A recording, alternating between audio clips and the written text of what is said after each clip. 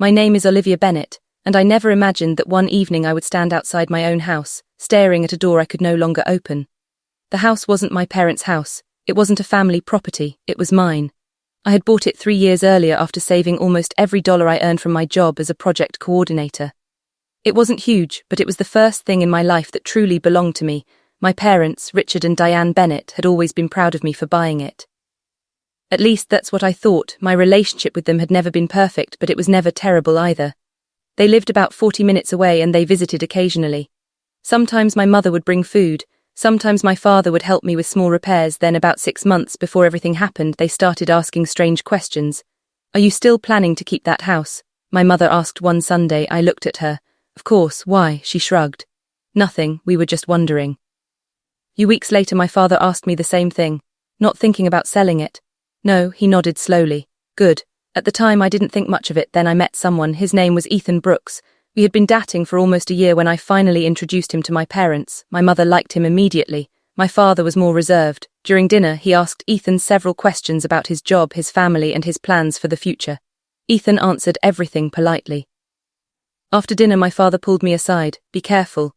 "About what?" "Just be careful." I laughed. "You barely know him." "Exactly." I didn't understand what he meant, but after that night my parents' attitude toward Ethan changed. They became distant. Whenever I mentioned him, my mother would change the subject. Eventually she said something that bothered me. "Let someone move into your house too quickly." I stared at her. "Ethan isn't moving in." "I didn't say he was. You were implying it." She sighed. "I'm just trying to protect you." I decided not to argue. Ethan and I continued dating, but I deliberately kept our relationship separate from my finances. I paid my own bills, I kept the house in my name, and I never gave him access to my bank accounts. I thought I was being careful. I didn't realize I needed to be careful with my own parents. One Friday evening I left work around 6. I stopped at a grocery store and bought dinner before driving home. When I turned onto my street, everything looked normal. Then I noticed something strange. My front porch light was on. I always turned it off before leaving. I parked in the driveway and walked toward the front door. I reached into my bag for my keys. The key went into the lock. It didn't turn. I tried again. Nothing. I thought the lock was broken. Then I noticed something. The entire lock had been replaced. I stepped back. My heart started beating faster. I tried the back door. Another new lock. I called my father. He didn't answer. I called my mother. She answered after several rings. "Mom, what's going on?" There was silence. Then she said, "Olivia, you need to stay somewhere else tonight." I couldn't believe what I was hearing. "Listen to me. Can't I get into my house?" Another silence. Then my mother said quietly, "You're not welcome there anymore." I laughed because I genuinely thought she was joking. "Mom, this is my house." "I know." "Then why did you change my locks?" "I can't explain everything over the phone." "Then explain it in person." She hung up. I stood outside my own house in disbelief. A few minutes later I called my father. This time he answered. "Where are you?" "Outside my house." He sighed. "Go to a hotel." "Why? You'll understand soon." "No, I won't." I was angry now. "You changed the locks to my house without my permission. Stay away tonight." "You give someone my keys." "No." "Then who changed the locks?" My father didn't answer. That was when I realized this wasn't some family argument. Something much bigger was happening. I drove to Ethan's apartment. When he opened the door and saw my face, he immediately knew something was wrong. "My parents changed the locks to my house." He stared at me. "What? I can't get inside." "Would they do that?" "I don't know." He let me stay there that night. I barely slept. The next morning I went straight to the county property office. I showed them my identification and property documents. The clerk looked at the records. Still listed as the sole owner. I felt a wave of relief. "Then why can't I get into my house?" She looked confused. "Has anyone filed anything against the property?" She checked the records, then her expression changed. "There is a recent filing." "What kind?" She printed a document. It was an emergency property petition, and my parents' names were on it. I read it twice. According to the filing, my parents claimed I had agreed to transfer temporary control of the property to them because of financial instability and personal vulnerability. I almost laughed. I had never signed anything. I had never agreed to anything.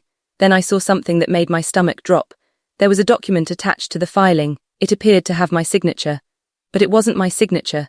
Someone had copied my signature from an old mortgage document. I immediately contacted a lawyer named Megan Carter. She reviewed everything carefully, then she asked me a question. "Have your parents ever had access to your old financial documents?" "Yes." "When?" "They helped me organize paperwork when I bought the house." She nodded. "Then we need to find out who prepared this filing." The next day, Megan contacted the court and requested the complete filing history. That's when we discovered something even stranger. The petition had been submitted by a private legal service. And the person who paid the filing fee was not my father. It was a man named Gregory Lane. I didn't recognize the name. Megan did. She looked at me. Do you know a real estate investor named Gregory Lane? No. She showed me his company information. My stomach tightened. Gregory Lane owned several properties in my neighborhood, including 2 houses directly across the street from mine. Megan explained something that changed the entire situation. A new development project had been approved for the area. Several neighboring properties had already been purchased. But my house stood directly in the middle of the proposed expansion. Gregory had been trying to buy it for months. I had refused every offer. Then my parents suddenly changed my locks. It wasn't because they wanted me out. They wanted control of the property. And someone had convinced them that they could make money by forcing me to sell. But there was still one question. Why would my parents help a stranger? Megan found the answer.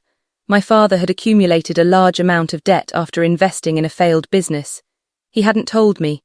My mother had borrowed money from several people to keep their finances afloat. Gregory Lane had discovered their situation.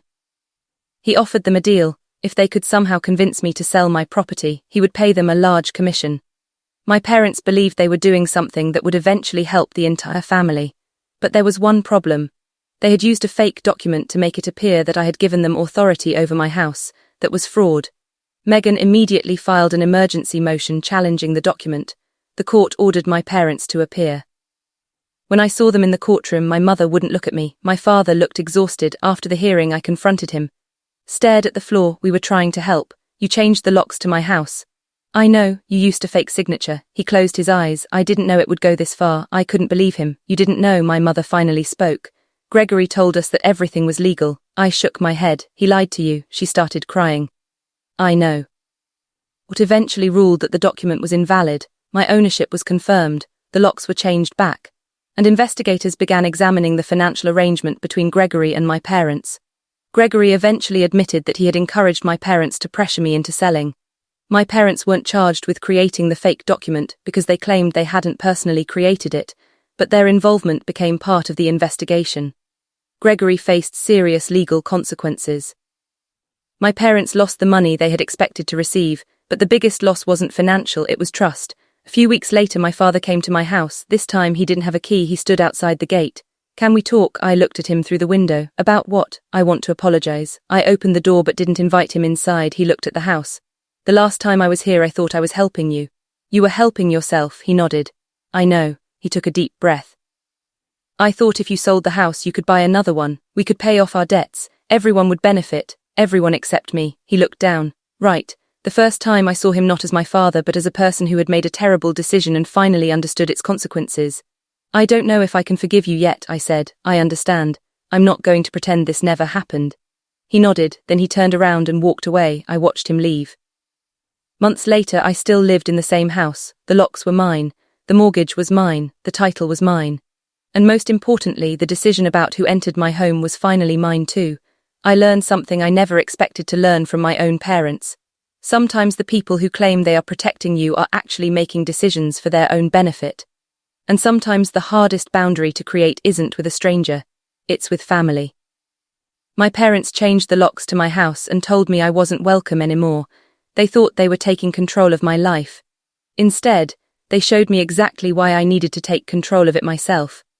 And from that day forward, I stopped confusing being someone's daughter with being responsible for their choices.